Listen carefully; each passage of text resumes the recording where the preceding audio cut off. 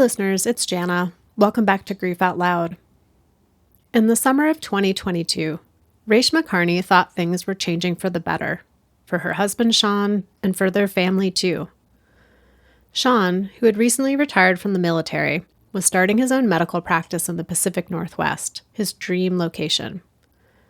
Sean had struggled for years with depression and hadn't been open to getting help with it, partly because of the stigma around mental health in both the military and the medical field. So when Sean died of suicide that fall, it was a shock, but not a total surprise. Reshma was left to support their 3 young children, and she had to figure out how to talk to them about his death, his life, and how the 4 of them were going to continue on. She also had to find ways to care for herself so that she could care for them. Reshma and her kids turned to their existing mindfulness practices to tend to their thoughts and feelings and everything else that comes with grief. Reshma Kearney offers personalized support to others who are grieving, and she has so many tangible suggestions for parents who are raising kids with grief while also trying to care for their own grief. Reshma, thank you for coming on Grief Out Loud today. I feel, well, it's funny because in an earlier episode, your kids were part of it, and now here you are. So I'm really glad we get to have this conversation. Well, thank you. And I'm happy to be here. And I think it's just a little funny story. 2 years ago, when we lost my husband, a very good friend of mine sent over resources and information from the Dougie Center. And I've even taken some of the online grief courses and workshops. But I never would have thought that 2 years later, I'd be sitting here talking with you. So I'm really honored. To go from such a different place of just being introduced to Dougie Center in the worst way imaginable and needing those resources for yourself and your kids to be here being part of creating a resource that one day another mom and wife like yourself might tune in and hear your story. Yeah, that's the hope. So when you talk about your husband, Sean, what do you most hope and want other people to know and understand about him? When I share about Sean, I want people to know that he was a complex and deeply strong person who was battling depression and anxiety for years. And often that inner struggle made life difficult for our family and for those who were close to him. But he was also funny, kind, energetic, extremely smart and talented. He hid his pain behind anger and control. And despite the darkness that our kids and I saw at times, especially in those final few months that we had with him, we'll always hold on to the memories that we had with him when he was sharing the truly loving side of himself. And that's what I want people to understand, that his core was good and he was broken. He was hurting, probably scared and felt alone. He shouldn't be defined by his mental health struggles or by his decision to end his life. And that part's really important for me to relate to others, because that's what I want my children to understand. I want them to know that their dad was much more than just this part of his story. And I think that Sean's story highlights the reality of living with depression and anxiety. And my hope is that his life reminds all of us to treat mental health challenges and the people who are facing them with kindness and compassion, to look beyond the surface and understand that we just never know what people are going through. So before we talk more in depth about the end of Sean's life, let's talk a little bit about the beginning of your connection. How did the two of you meet? We met at the Centers for Disease Control. I was in Atlanta. I had just gotten my master's degree and I was doing a fellowship. and he was in Connecticut where he was in medical school, and he took a year off to come down to Atlanta and also do a fellowship. The funny part of that is he was supposed to be in one department where he would have actually met one of my good girlfriends, but at the last minute, he ended up in my division, and we were working together, and it started off as a friendship. We clicked, just had a lot of fun together. I thought he was really funny. And then one thing led to another. And, we're sneaking out during our lunch break to meet for lunch and tried to keep it quiet, but that wasn't successful. And then in the course of your getting to know Sean, getting engaged, getting married, having children, building a life together, when did you start to know about the struggles that he had with mental health and with depression? Uh, when I met him, I knew that he had a lot of childhood difficulties. I wouldn't label it as trauma based on what I knew back then. I might label it as trauma now, but I knew he had gone through a lot of difficulties as a child. He had parents who were in a pretty volatile marriage. They separated. It wasn't pretty. He lost contact with siblings and family. So I knew there were struggles, but it wasn't really until we had our first child, our first living child, because we had a stillborn in 2010. And I didn't see much in terms of mental health with him then. But when we had our oldest, right now, our son in 2012, I started noticing changes in him. And I don't know if it was because of where he was in terms of work. We had just finished up residency at Madigan at Fort Lewis in Washington State. And then we moved to Philadelphia, where he was doing a fellowship in pediatric orthopedics. So I started noticing depression, a lot of anxiety. I noticed a lot of anger. So after the birth of your first living child, and the two of you had gone through a grief experience with your stillbirth prior to that. Yeah. And how did you support each other in that grief? I didn't feel supported in that grief. I remember being at the hospital and sobbing and screaming, and Sean was actually in his scrubs because he was in surgery when I was also at the hospital. He didn't know. So when they called him out of surgery to come to the clinic, everybody thought, oh, your wife went into labor early. So he came thinking, oh, we're having a baby today. And I remember he was sitting next to me, and I was just looking at him crying, and he just looked at me and said, I'm so sorry. And that just struck me as odd because I felt like he was just consoling somebody else and not the mother of his first child. Nor himself as the father of his Right. first child. Right. And we process so differently. He was back at work. That was a Thursday, and he was back at work on Monday. And I took a couple of weeks off. And even then, I gradually transitioned back into the office. So, Reshma, it sounds like you first started to see really the signs of the depression and the struggle about 10 years prior to Sean's death. And then there's this decade of experience with that. And I'm curious what started to shift or maybe feel different towards the last few months and weeks of Sean's life. Yeah, so I have to give a little bit of background because we were in the military.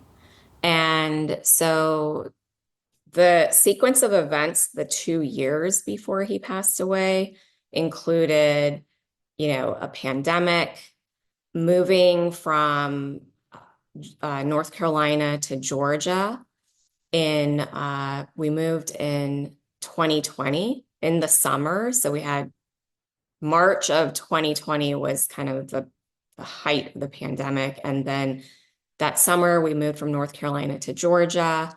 And not even a year later, he was sent to Syria for his third deployment. And in 2021, he came back in the fall from that deployment. And then he separated from the Army just 2 months later. And then he moved from Georgia in January to Washington State to start private practice. And the kids and I stayed in Georgia for 6 months before we went out to Washington to finish out the school year. So that takes us to the summer of 2022. And when we were reunited, it was great. And I thought, okay, things are going to get better for him now and for us as a family because we're finally out of the Army. He's now in his dream state, Washington State. That was where forever was going to start. And everything felt great. It was exciting and it was a new chapter. And then that was June, July of 2022. And then around August, I started noticing a shift and I saw more of the past behaviors. So, talking a lot about being stressed at work, not having a very positive outlook on the future, his drinking increased, the anger increased. But these were all things that I had seen every year before. So I didn't know how bad it really was for him. And he died on September 30th of that year. And I'd say the few weeks before, the month before, I started noticing a little more of a disconnect. He was a little bit detached. We'd be eating dinner together as a family, and I could see he'd be looking out into thin air while the kids were talking to him and asking him questions. But again, I never knew how bad it was. I never, the, to even think that it was going to end up in suicide, I had no idea. So I never knew even the questions to ask, right? Because you had been living with, and he had been living in this way of it kind of going up and down and the ebb and the flow of the struggle, but never imagining that it could be to the degree that it was for him at that time. Right. And he refused help. He used me as his therapist. And I always encouraged him to go find his own therapist or maybe connect with another physician at the hospital, start talking about medication. But he always refused to do that. What do you imagine were some of the barriers that he faced in being able to take steps to seek out help besides the support of you? Well, he was an orthopedic surgeon in the Army. And You're like, that says it all right there. right, basically, he was a man in orthopedics, orthopedics and the military. Neither one of those professional environments makes it easy for men in general to seek help. Um, you when you're in either of those fields, there's such a strong focus on being resilient and strong and brave. And there's this underlying expectation to just keep pushing through. He wouldn't even ask for time off. He hated asking colleagues for coverage if he wanted to take time off. So he had this fear of judgment. And he was afraid that he would either be looked upon as weak or unfit. He thought it would affect his career in the civilian world. He just didn't feel safe. So I think those cultural and societal expectations that we have on men, especially in those fields, creates a barrier to seeking help. I'm going back in time to September 30th, 2022, and Sean has died, and you have three young kids. And I'm wondering what did that look like for you of figuring out what to say to them, having conversations with them? When he passed away, I knew I had to be honest with them. And in fact, I was advised to be honest with them, but I had to do it in a way, I had to talk to them in a way that was easy for them to understand. And they knew that their dad had depression and anxiety because I talked to them about that before, honestly, to explain some of his behaviors. And so I reminded them that he had depression, and I told them that he just wasn't able to find joy in life like we were able to do. And then in that moment, you're like the gears in your head are just like shifting at full speed. And the first thing I thought was, okay, it's our mind. And so I asked the kids, if you were to describe the inside of your mind, how would you describe it? What would it look like? What would it feel like? Think about colors, designs. And the kids responded with things like light green, purple stars, rainbow. And I said, yeah, I agree. That's what the inside of my mind looks like and feels like, bright and beautiful. But your dad's mind didn't look like that anymore. It was dark and gray, and he might have felt trapped in this black space. And I think that he got to a point where he just couldn't figure out how to bring the light back in. And he thought this was the only way he could end the pain. And he took his own life. And I did that because one, I wanted to let them know that this doesn't just happen, right? It's not like a bad day at work or marital problems. It's not one single thing. This is mental health. This is years of trauma, depression. This is refusing to get help. And the second reason I needed them to know this is because I needed them to know that this wasn't because of them. And it wasn't because of us. And he did love us. He might not have known how to show it, but he did love us. And even now, 2 years later, I have to remind my kids that their dad loved them and he didn't end his life because of anything we ever did. It was more than that. Reshma, I've been in this field for a long time, and that might be the most skillful way of describing suicide to young kids that I've ever heard. Thank you. Well, I'm curious, one, how you conceived of that, but also how did your kids respond like in the moment and then over time, and what kinds of questions have they come to you with?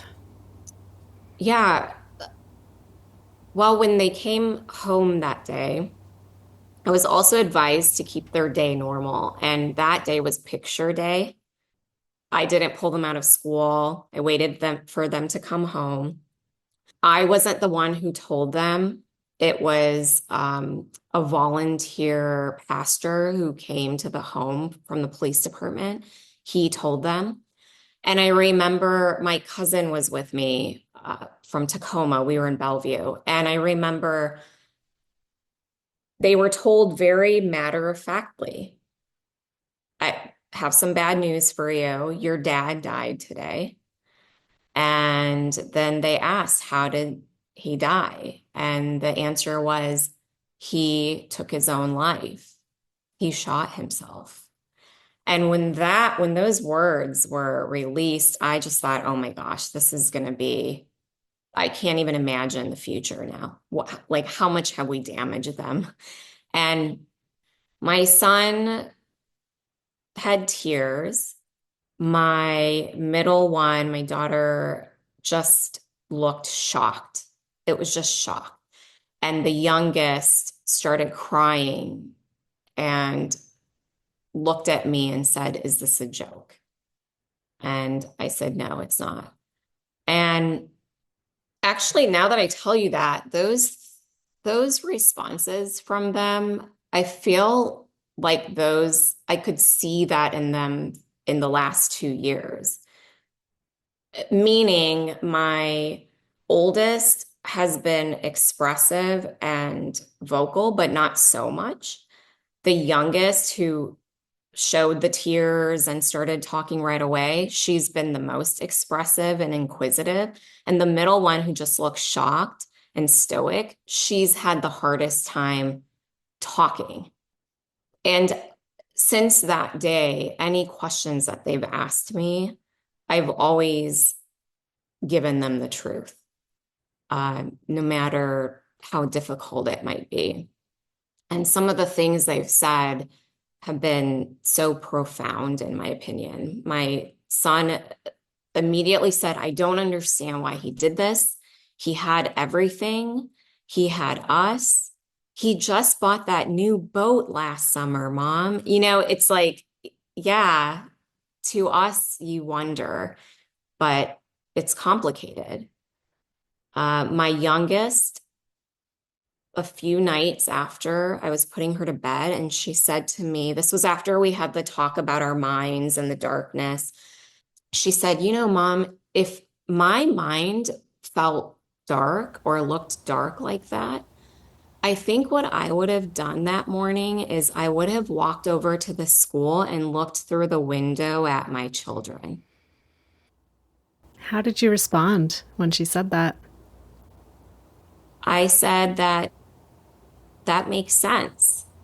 That, yeah, I might have done the same thing, but I think that it was just too dark for your dad to see. We've spoken a bit about how you talked about suicide with your kids and the questions that they've had. I'm curious in terms of, because you live in multiple worlds. You're a mom, you're a grieving wife, recent military, also your own cultural background. Like, how is suicide talked about in those various arenas? Or not, maybe It's, is the answer. yeah, yeah, I was going to say it's really not. In the military, and as a military wife and an orthopedic surgeon's wife, I never felt like I was given space to share anything that was happening within our family. And I never felt comfortable, even with a small group of friends in that community, to say that, hey, my husband is depressed and anxious, and I don't know how to help him. He won't get help. I never felt comfortable doing that. But after he died by suicide, that's when friends and other people in the military community started talking. And I remember soon after he passed away, a friend sent me some articles and some statistics about military suicide deaths. And I was shocked to see that the peak of suicide rates has hit an all-time high within the 1 year after getting out of the Army.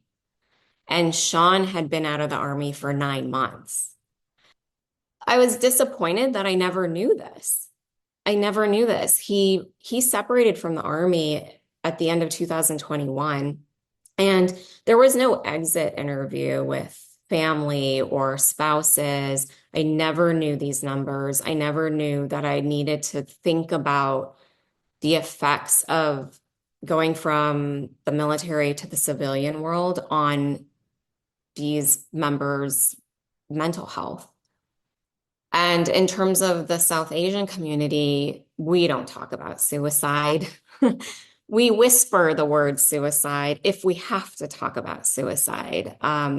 Even recently, a family member, my kids were around, and I was talking to someone in the family about a recent suicide I had heard about.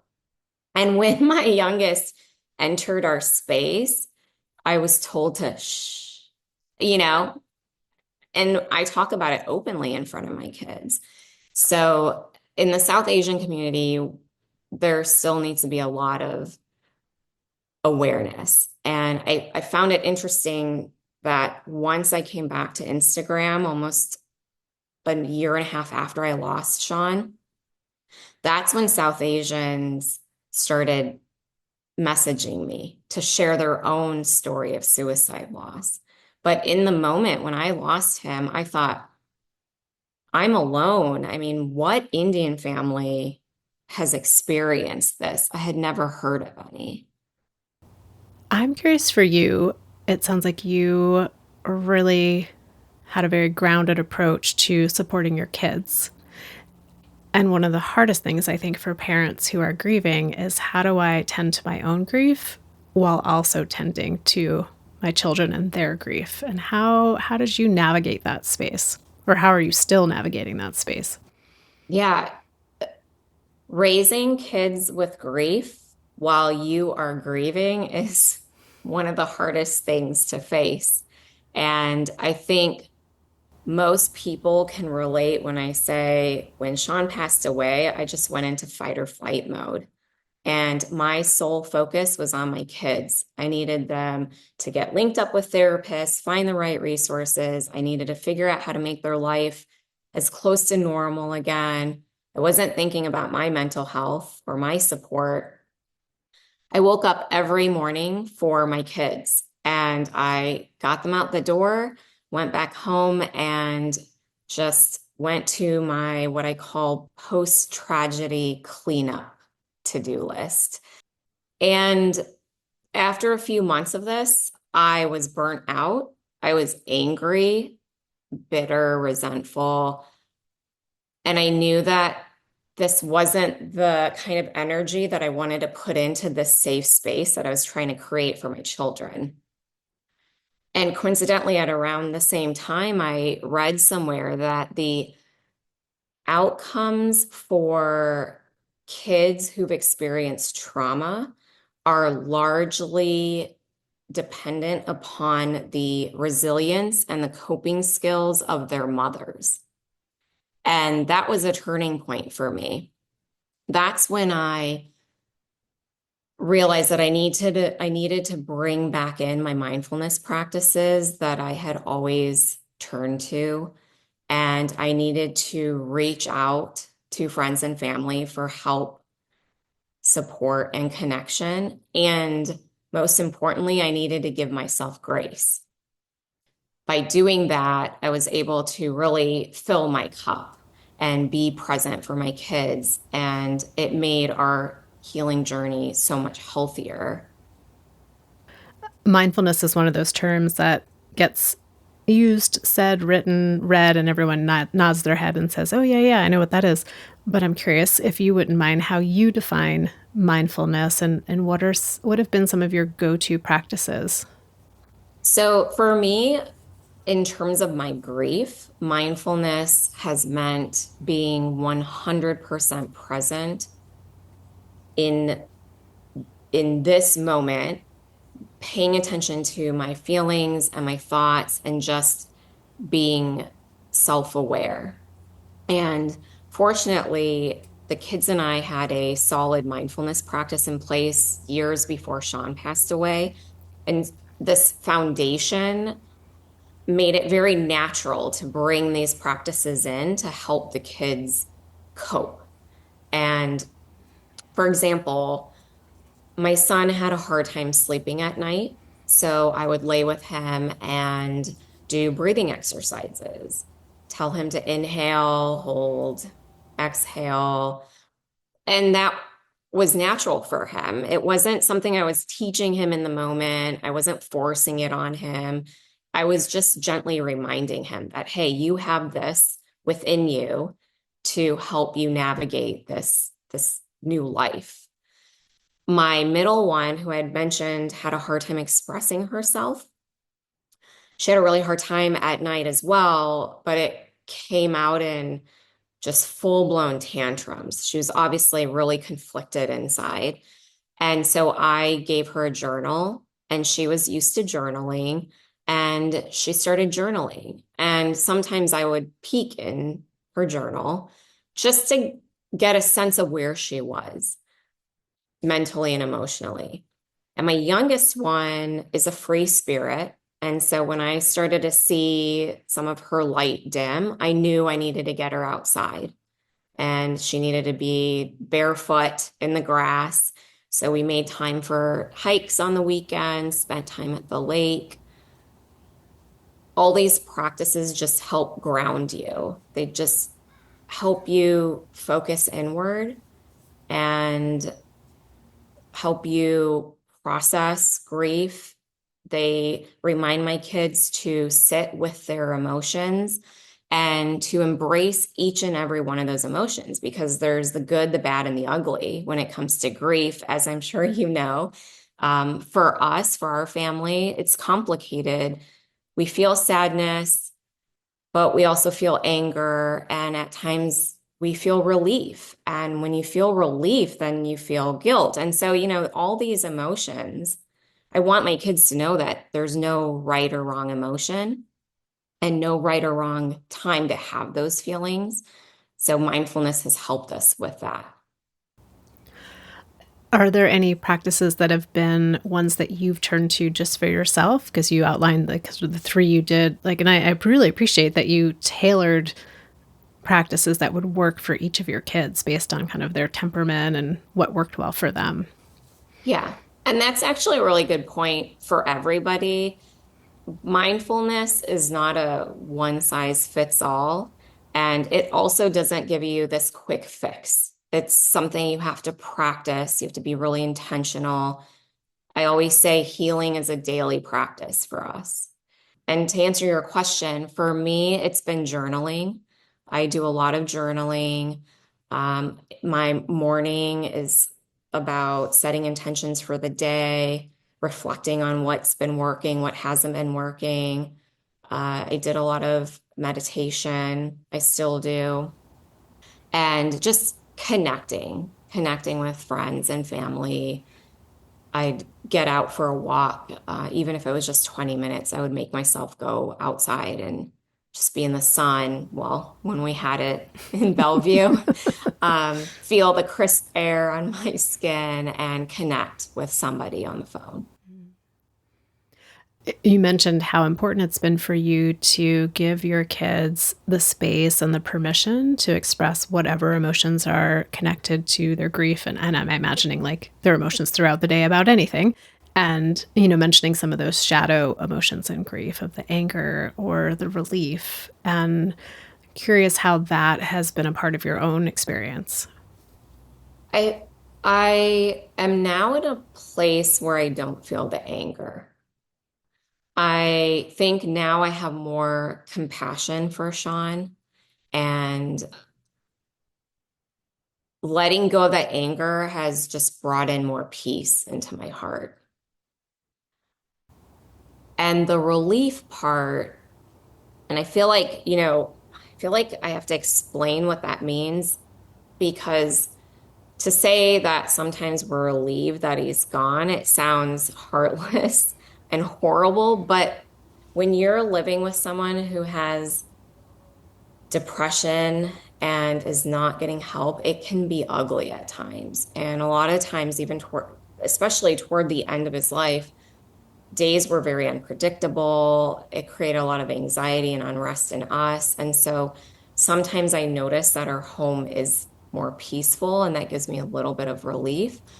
And I felt really bad about that initially and guilty, but I've also learned to accept that because I know that that doesn't mean that I didn't love him or I don't love him. And I know that when I cry for him, that's just a reminder to me that it's okay to feel the relief because I do actually feel a lot of compassion and sadness for him and what he must have gone through. That makes me think of a different kind of like dichotomy that can show up for folks sometimes in grief around missing and grieving for the person and who they were in our lives, but also grieving for them and what they are missing out on or not getting to experience. And I'm curious if there's been an event lately or something you're forecasting in the near future with you and the kids that you've been like, oh, Sean would have loved to be a part of this, or I'm so sad he doesn't get to experience this. Yeah. I mean, I feel like that's every day, every day that I see my kids growing up and coming into their own. It's so sad that he doesn't get to see that. But we're going into the holidays and Christmas, believe it or not, was his favorite time of year. And I knew that if I wanted to buy whatever I wanted to buy, I could do that if it had something to do with Christmas. I remember the year before he passed away, I convinced him to buy this huge holiday truck for our front yard from Home Depot, and it was like $500. I always miss him during this time more than any other time, and in different ways because he doesn't get to see how we're continuing on some of the traditions that he was really, really passionate about. And he doesn't get to see some of the new traditions we're creating together as a family.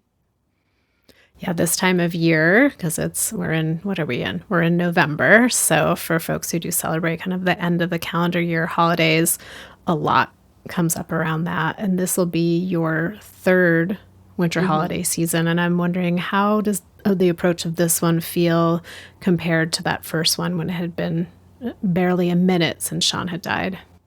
Yeah, this one feels lighter and easier. And the first one, I felt like I was just living outside of my body looking in. I didn't feel present or comfortable or secure in those last couple months of the year.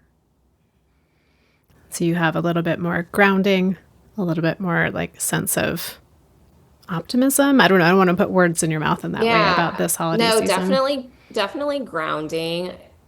We are hopeful for the future. And I think we've kept a lot of the traditions in place that we had with Sean, but we've also created new ones. And I think that's been really important in honoring him and our past, but also looking forward. And like I said, being hopeful about the future. Yeah, and again, Reshma, you're reminding me like how you, it sounds like in your story with your kids, you've managed to hold space for both ends of those things, right? To be able to honor the past and keep some of those traditions. And also, as a family, we are continuing to create new things and to build a life together. And I think so often in grief, it ends up feeling like you have to pick one or the other. You're either stuck in the past or you're focused on the future. So I'm grateful for sort of like showing that middle way. And I think that's what's hard, like you said. I think some people get really fixated on those traditions from the past and then get frustrated because they can't quite replicate some of those traditions. And I'll give you an example. Uh, Christmas Eve, Sean would always get oysters shipped from somewhere in Maine to our home in North Carolina and in Georgia. And we would have this big seafood dinner. And now we live in California, a mile away from my parents. And I don't know, we can't do that. I could order the oysters, but I don't really know how to do that. And it just seems really complicated, and I don't want to do that. I don't have the energy for it yet. So what we've done instead is we go to a really nice seafood restaurant in the area where they have oysters on the menu.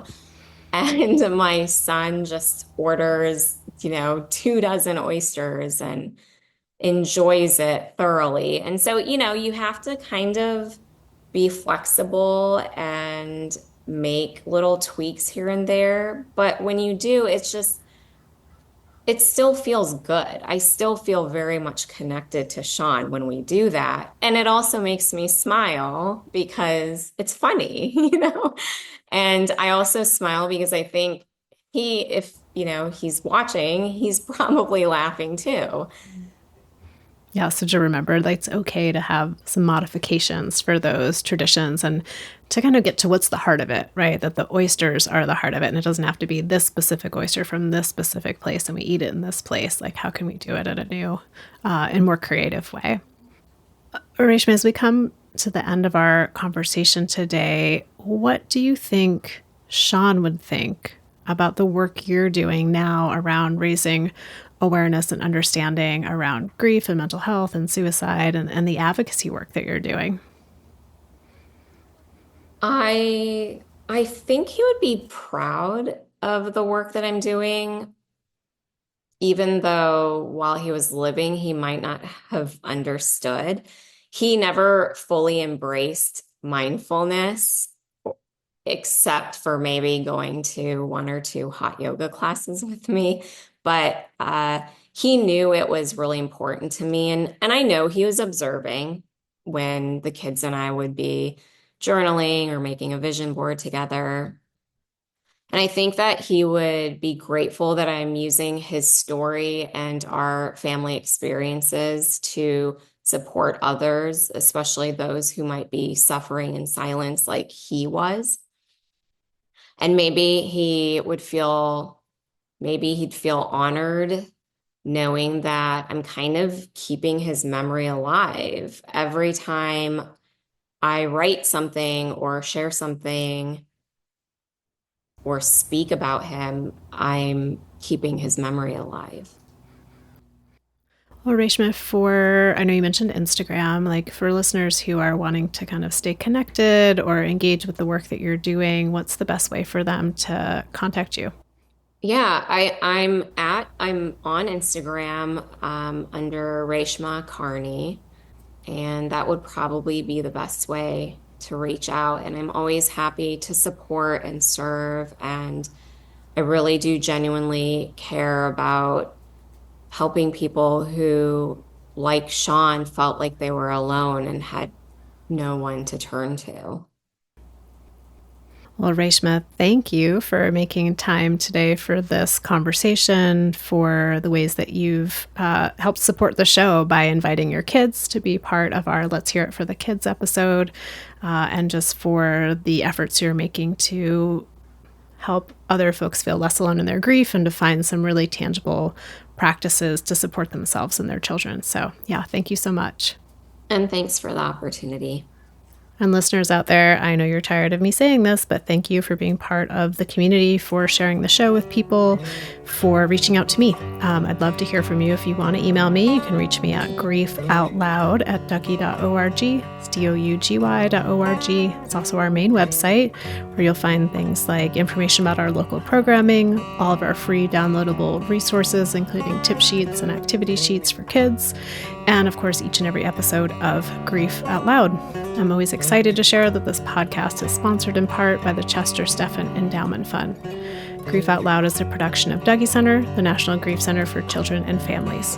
Thanks again for listening. We hope you'll join us again next time.